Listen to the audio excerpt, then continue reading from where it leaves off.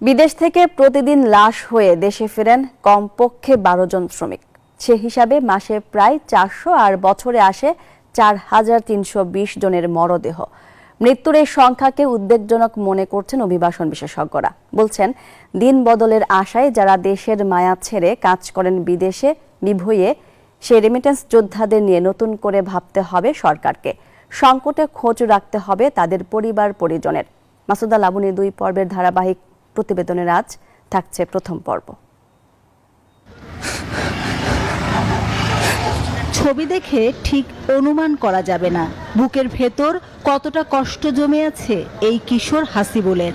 বিমানবন্দরে অধীর আগ্রহে অপেক্ষা করছেন বিদেশ থেকে 6 বছর পর ফিরছেন বাবা। নিদারুণ এই প্রতীক্ষার গল্পটা আনন্দের নয়, ভীষণ বেদনার, তীব্র যাতনার। কারণ প্রিয় বাবা দেশে ফিরছেন ঠিকই, কিন্তু জীবিত নন। ফিরছেন নিথর দেহে, কফিনবন্দি লাশ হয়ে।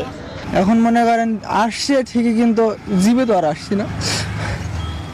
1 মিনিট 2 মিনিট কথা হলো আমার বাবার সাথে, বললো যে আবু তুমি ভালোভাবে থাকো, সবকিছু তোমার এখন দায়িত্ব, তুমি একটু বুঝে নিও।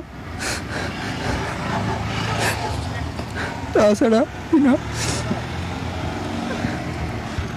তখন একটা আনন্দের অপেক্ষা আর এখন একটা দুঃখের অপেক্ষা যে কখন বাবা আসবে, বাবার দাফন কাফনেরই করতে হবে। হাসিবুলের বাবার নাম আশরাফুল আলম, বাড়ি মেহেরপুরে। প্রায় 1.5 দশক আগে ভাগ্য বদলের আশায় শ্রমিক ভিসায় পাড়ি জমান সৌদি আরবে।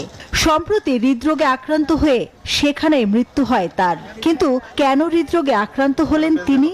কেমন সেখানকার জীবন ধারণ, কোন পরিবেশে আর কত ঘন্টা কাজ করতে হয়, অজানা থাকে সেসব প্রশ্নের উত্তর। ওখানে সহযোগিতা এখন মালিক করবি কিনা এটা আমি নিশ্চিত না। বিদেশ থেকে ফোন দিয়ে বলছে তোমার আব্বু মারা গেছে, হঠাৎ যে হার্ট ব্লক করেছে। কেবল আশরাফুল আলমই নন, এমন অপ্রত্যাশিত করুণ পরিণতির তালিকায় যোগ হচ্ছে অনেক নাম। পরিসংখ্যান বলছে প্রতিদিন লাশ হয়ে দেশে ফেরেন অন্তত 12 জন, যা ছাড়িয়েছে আগের সব রেকর্ড।